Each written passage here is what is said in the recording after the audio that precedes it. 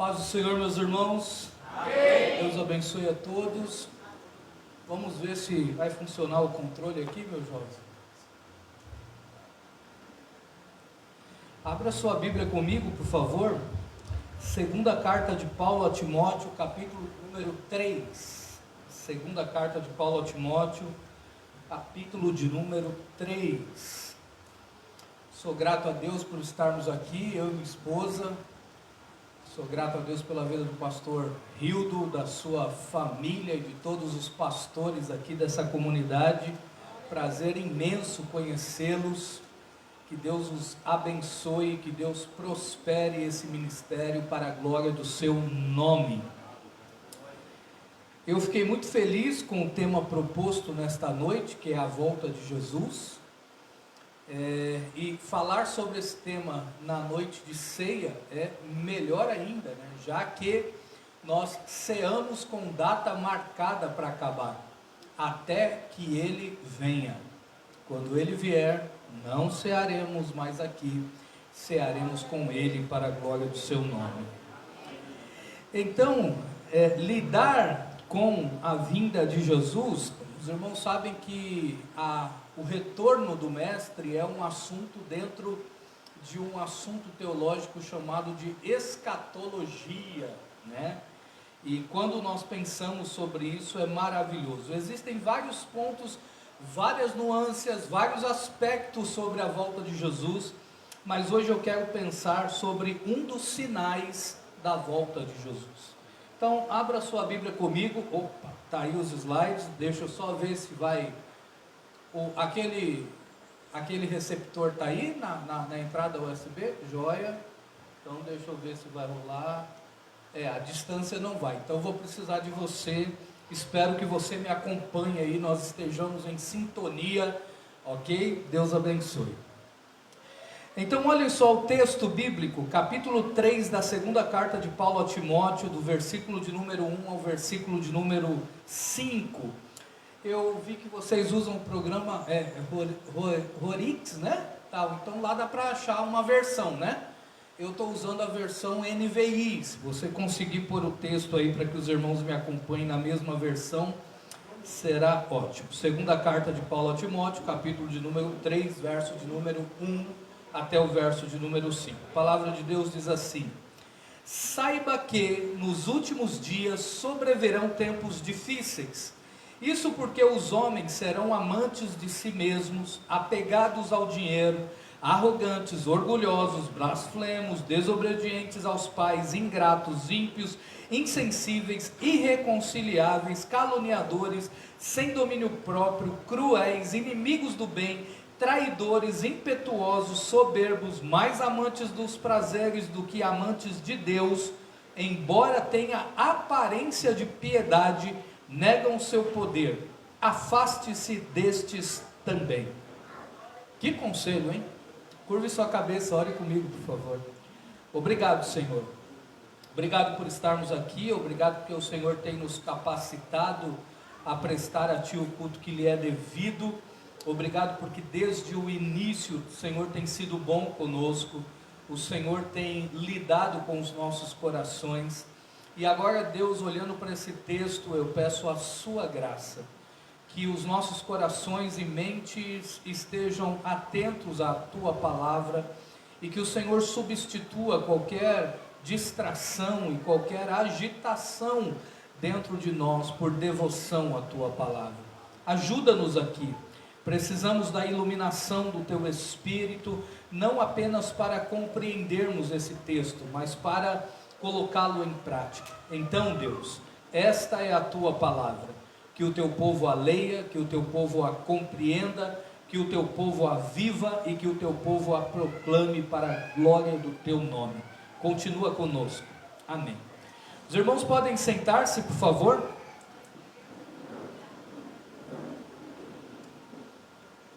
Quando nós nos propomos a pensar sobre a escatologia, ou sobre o retorno de Jesus, que é um dos itens dentro da escatologia, nós devemos lembrar a seguinte coisa: a igreja evita alguns erros. Pensar sobre a volta de Jesus faz com que o materialismo, que é o que? A perspectiva de andar apenas pelo que a gente vê, seja evitado. E não só o materialismo, o humanismo e o consumismo.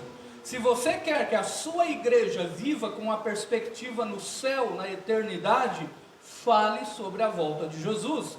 E é por isso que eu estou muito feliz aqui nesta noite, em encontrar uma comunidade que está tirando um tempo para pensar sobre a volta de Jesus. Glória a Deus pela vida de vocês, glória a Deus pela vida da liderança desta igreja. Quando a gente pensa sobre os sinais da volta de Jesus, nós devemos lembrar que existem várias categorias de sinais, né? Opa, você não está me acompanhando, eu já estou no terceiro, vamos ver se vai rolar. Oh, aleluia, agora veio, glória a Deus. Eu já passei por aqui, agora eu estou aqui, Quais são as categorias dos sinais? A primeira categoria dos sinais da vinda de Jesus são os sinais que evidenciam a graça de Deus, que é a proclamação do evangelho a todas as etnias e a salvação de Israel. Então essa é uma categoria. A segunda categoria dos sinais são os sinais que evidenciam a oposição a Deus, que é a tribulação, a apostasia da igreja e a manifestação do anticristo. E a última categoria dos sinais são os sinais que evidenciam o julgamento de Deus, que são guerras, terremotos e fome. Então, se você olhar todo o sermão profético de Jesus, lá em Mateus 24, que já foi lido aqui mais cedo pelo pastor, você olhará e perceberá essas três características de sinais. Eu não teria tempo para lidar com todas elas. Então, aonde é que eu vou me focar hoje à noite? Na parte destacada em amarelo, que é a apostasia da igreja. Essa é a minha preocupação. Por quê? Porque isso tem a ver com o nosso quintal, isso tem a ver com a nossa casa, isso tem a ver com o nosso púlpito, isso tem a ver com a nossa liderança, isso tem a ver com os membros de uma igreja, isso tem a ver do modo como a gente caminha, do modo como a gente anda diante de Deus, do modo como a gente vive por Ele, gastando a nossa vida por Ele. É disso que eu quero falar hoje à noite aqui. Então a primeira coisa importante para nós é definir o que é apostasia. Do que é que eu estou falando? Do que é que a palavra de Deus está falando sobre esse negócio que inclusive no Salmo 73 que lemos hoje aqui, diz sobre isso, sobre a apostasia. O que isso significa? Ora, apostasia é o abandono da fé genuína, é deixar aquilo que honra a Deus, não necessariamente o abandono da igreja visível. É possível alguém estar dentro da igreja, mas abandonar a fé genuína. É possível alguém estar pregando dentro da igreja e abandonar a fé genuína.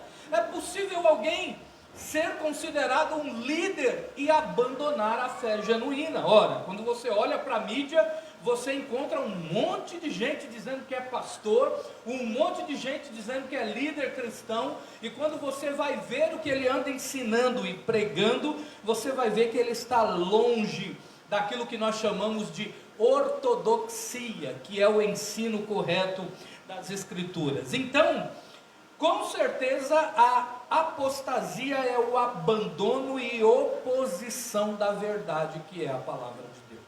Eu e você precisamos ter isso em mente. E por que precisamos ter isso em mente? Porque concomitantemente a tudo isso que está ocorrendo, é muito fácil sermos tentados a sermos opositores da obra de Deus. Nós somos tentados a ir contra aquilo que Deus está fazendo. É natural que a nossa natureza pecaminosa, e permita-me a redundância, nos leve para um embate com aquilo que Deus quer fazer em nós e por meio de nós. Nós não pensemos e não acreditemos que nós estamos inclinados para aceitar a vontade de Deus, porque a vontade de Deus, mesmo sendo boa, perfeita e agradável, não necessariamente é boa, perfeita e agradável aos nossos olhos. Pense, por exemplo, numa questão simples. A vontade de Deus é que todo cristão seja honesto. Sim ou sim? Sim. Não tem outra opção. Mas é verdade que quando eu e você vemos todos os vizinhos fazendo o gato na energia e na água, nós somos tentados a fazer também. Cara, vamos pagar menos também? Que mal tem? Mas perceba que a vontade de Deus, nesse caso, na nossa perspectiva, não é tão boa para nós. Porque eu vou ter que me sujeitar a pagar a conta, inclusive do infeliz do lado que está colocando a agulha no relógio d'água. Note então que nós somos tentados constantemente. No Antigo Testamento acontecia isso? Sim. Se você lembra da história do povo de Deus, você vai lembrar que uma geração inteira morre no deserto por abandonar a confiança em Deus. Eles apostataram da fé. Na época dos juízes, você tem um ciclo de apostasia que você pode resumir o livro de Juízes todos nesse ciclo, aonde o povo peca contra Deus, Deus os entrega à servidão de um outro povo, eles se arrependem, Deus manda um juiz que manda a salvação. E esse é o ciclo em todos os juízes, em todo o livro de Juízes. E quando chega a monarquia de Israel, o que você tem também é uma apostasia que encaminha o povo para os cativeiros. Você tem a divisão dos dois reinos. Um reino vai em 722 a.C., o reino do norte cai pelos assírios, e o reino do sul cai em 586 a.C. pelos babilônicos. O que é isso? É produto da apostasia. E no Novo Testamento isso ocorre? Sim. E aí Paulo tem esse texto escrevendo ao jovem pastor Timóteo, de acordo com a cronologia bíblica. O texto que acabamos de ler é um texto que está na última carta que Paulo escreve antes da sua morte. Paulo escreve essa carta da prisão marmetina em Roma, que ficava exatamente atrás do palácio do imperador, para os presos que estavam aguardando a sua execução. Depois que Paulo escreve essa segunda carta a Timóteo, e nessa segunda carta ele diz: eu já estou pronto para ser derramado como oferta de libação. Você sabe o que era oferta de libação no Antigo Testamento? A oferta de libação no Antigo Testamento era uma oferta com um jarro de água que era derramado sobre o altar do Senhor. E quem é que fazia esse tipo de oferta? Quem fazia a oferta de libação era a família que não tinha condição de levar um cordeiro. Era a família que não tinha condição de comprar, seja duas rolinhas, seja duas pombinhas. Era a família que não tinha condição de levar um jarro da melhor farinha. Então, se você não tem condição de levar nenhuma dessas ofertas, qual é a oferta que você leva? A oferta de libação, uma oferta com água. E Paulo está dizendo: eu sou a menor das ofertas, sendo derramada para Deus. E aqui, quando Paulo escreve esse texto, o texto está aí, talvez você não consiga lê-lo, mas a minha intenção nesta noite, a fim de que nós possamos entender do que é que Paulo está dizendo, quando é que começa os últimos dias, né? Paulo começa com essa expressão: saiba disso, nos últimos dias. Quando é que começa os últimos dias para a igreja? Eu e você precisamos entender quando é que isso começa.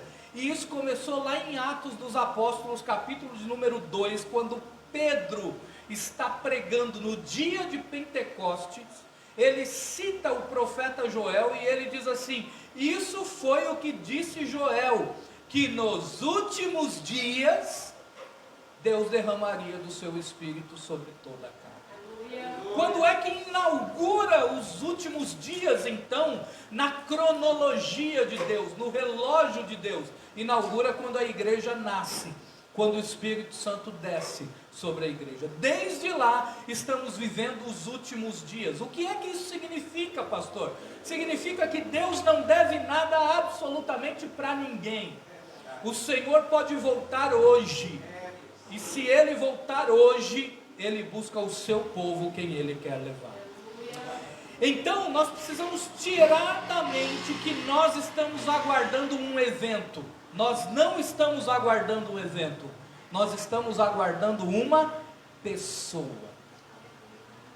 Quando alguém viaja da nossa família para outro estado ou para outro país e marca o dia do retorno, você nunca diz a seguinte frase: eu estou aguardando o voo 456 da Gol, que vai chegar às 11 horas da noite no domingo. Você nunca fala isso.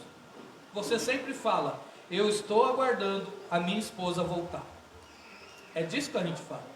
Porque quando nós estamos esperando, nós não estamos esperando um evento, nós esperamos alguém, uma pessoa.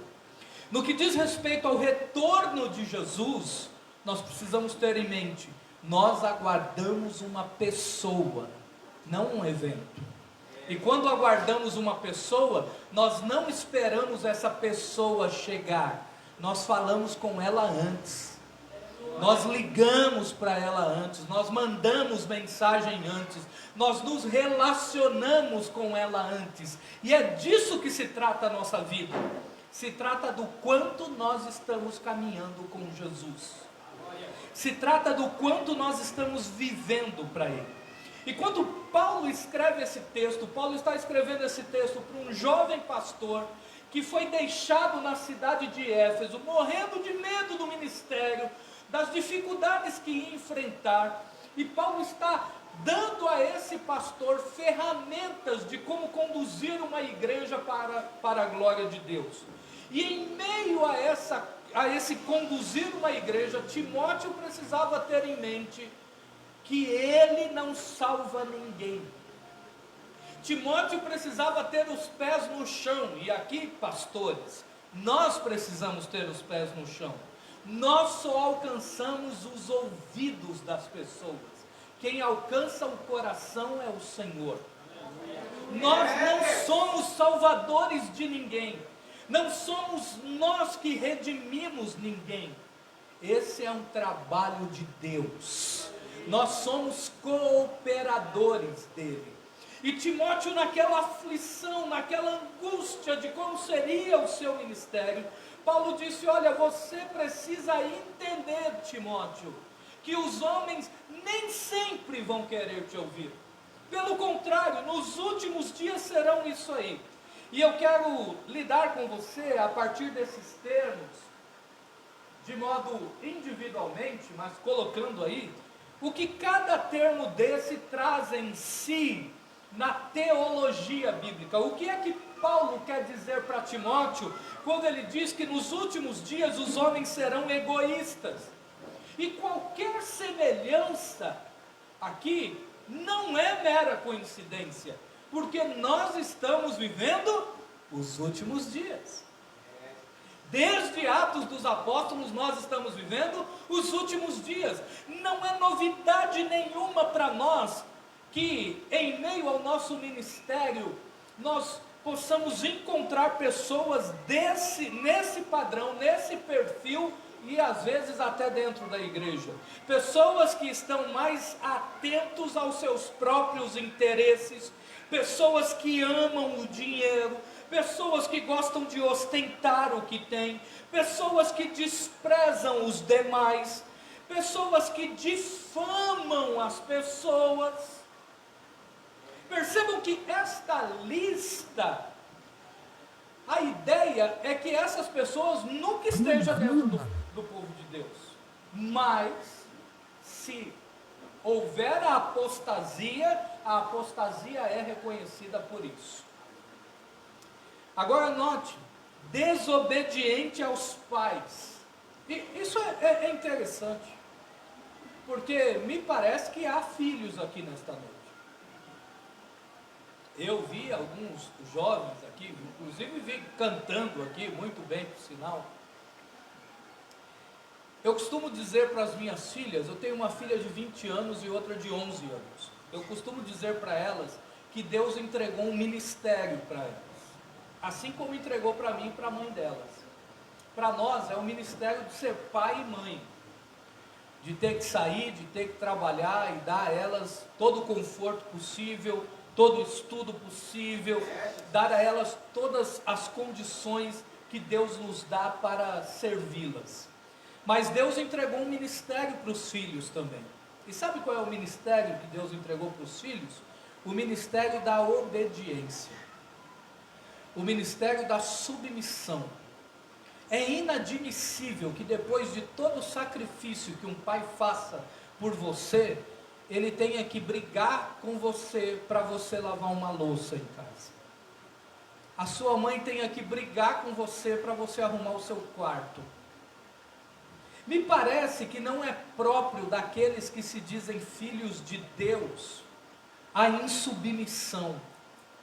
Me parece que você identifica um filho que está percebendo o que Deus está fazendo para ele por meio dos seus pais, que ele será um filho submisso, obediente. E mais do que isso, ele não será ingrato, nem mal agradecido. Agora olhem só o outro conjunto de palavras. Paulo está dizendo que a apostasia é marcada pela profanidade. É interessante porque o termo que Paulo utiliza aqui não é um termo que tem a ver com o que eu faço, mas com quem eu sou. Existem duas palavras para falar sobre pecadores no texto grego. Uma palavra diz respeito àquilo que alguém faz, ao pecado que comete. Por que é que eu sou pecador? Eu sou pecador porque eu cometo pecado. Mas é só isso? Não. Na língua do Novo Testamento há uma palavra para dizer que alguém é pecador, não só pelo que ele faz, mas pelo que ele é, pela sua essência. E é essa palavra aqui, ó, ímpio. É alguém profano. É alguém que consegue contaminar. Na linguagem cultica do Antigo Testamento, é alguém que contamina o sacerdote, é alguém que contamina o culto e faz com que o culto seja inaceitável. Mas Paulo continua e diz que essa turma vai ser sem amor pela família. E esse sem amor pela família, sabe o que significa? Alguém insociável, é alguém que não gosta de comunhão, é alguém que todo mundo está reunido para louvar a Deus, para ter comunhão, mas ele não quer. São pessoas irreconciliáveis, com ausência de negociação, não adianta, não tem negócio. E essa outra palavra aí que Paulo utiliza, caluniadores, para aqueles que já estão lendo grego aí, né, estudando teologia, ou para você que não, saiba que essa palavra, sabe qual é a palavra que Paulo escolhe aqui? É a palavra para dizer que é, se ela fosse só transliterada, ela seria transliterada da seguinte forma: ele é o diabo. Essa é a palavra que Paulo utiliza, porque a tradução da palavra diabo na língua grega significa acusador, aquele que acusa. Note que nenhum desses termos Paulo quer que Timóteo encontre na igreja de Éfeso. É por isso que Paulo começa esse texto dizendo: os homens serão. A ideia é que a igreja olhe para isso e diga: eu não posso me enquadrar nisso aqui. Sem domínio próprio, inconsoláveis, cruéis, e a palavra que Paulo utiliza para cruéis é a palavra que significa selvagem. A imagem que Paulo tem na mente são os bárbaros, que não tinha nenhum pudor, existia um código de ética em uma batalha, mas os bárbaros não tinham. Não importava se você já estava caído, eles iam lá e te massacravam, porque eles eram cruéis. Olha só o segundo conjunto de palavras: inimigos do bem, traidores, precipitados, soberbos. E todas essas palavras têm a ver com um modo de vida que desonra a Deus, de tal modo que a palavra precipitados, por exemplo, a ideia é de alguém que pula de cabeça em um precipício, inconsequente, alguém que não avalia as coisas, alguém que está longe de Deus. Terminou? Não. Mais amantes dos prazeres do que amigos de Deus, tendo aparência de piedade, mas negando o seu poder. O grande problema é que muitas pessoas, ainda agindo assim, têm uma aparência de piedade. E Paulo dá um recado final para Timóteo, que é o recado para todos nós aqui nesta noite. Afaste-se também destes. Como é que nós devemos tratar pessoas com esse perfil? Se afastar deles. Se afaste deles, porque o seu ministério não será profícuo. Quando nós olhamos para isso aqui, nós podemos tirar algumas conclusões importantes do que Paulo está fazendo. Primeiro, Paulo está combatendo que nós chamamos na teologia de protognosticismo, que era uma espécie de gnosticismo marcado por duas coisas. Primeiro, a divisão da matéria e do espiritual. Deus não tem nada a ver com o que você faz com o seu corpo. Deus está preocupado só com a sua alma. Quando as pessoas pensam assim, o que essas pessoas estão sendo são gnósticas. Uma outra marca do gnosticismo que Paulo está combatendo é que nós temos a essência de Deus em nós.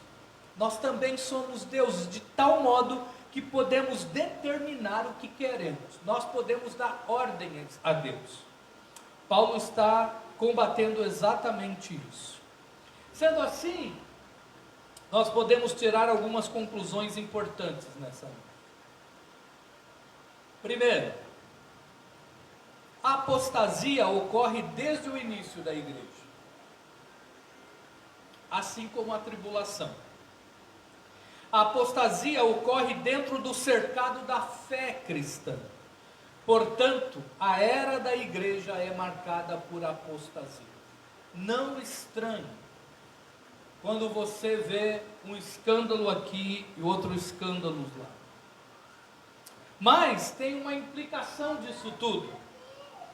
O que nós vemos hoje é um sinal de que a volta de Cristo está próxima.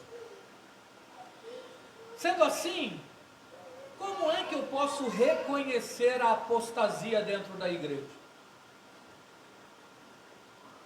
Como é que eu posso reconhecer a apostasia na minha própria vida? Quando é que eu estou dando sinais de que eu estou abandonando o estudo correto, a ortodoxia? Primeiro, quando olhamos as pessoas abandonarem a fé em países que antes tinham grande proeminência cristã, isso é apostasia. Aonde começa a reforma protestante? Na Alemanha. Quando você olha o evangelho hoje na Alemanha, a igreja está morta.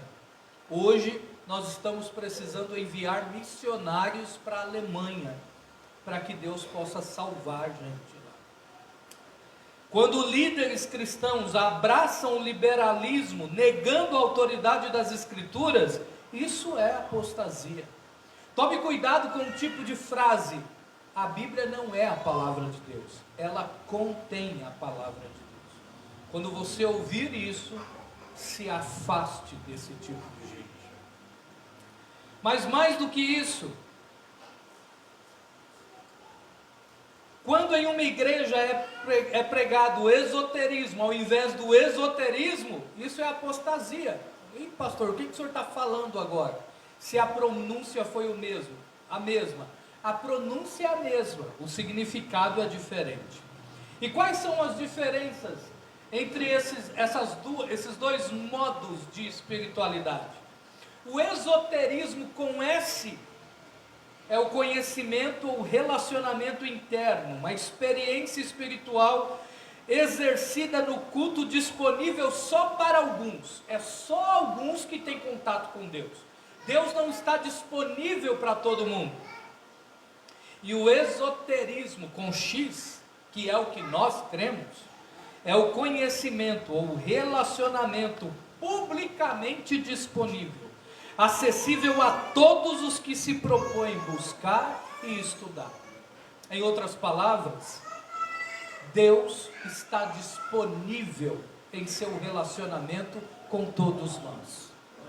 Todos nós temos acesso ao Senhor.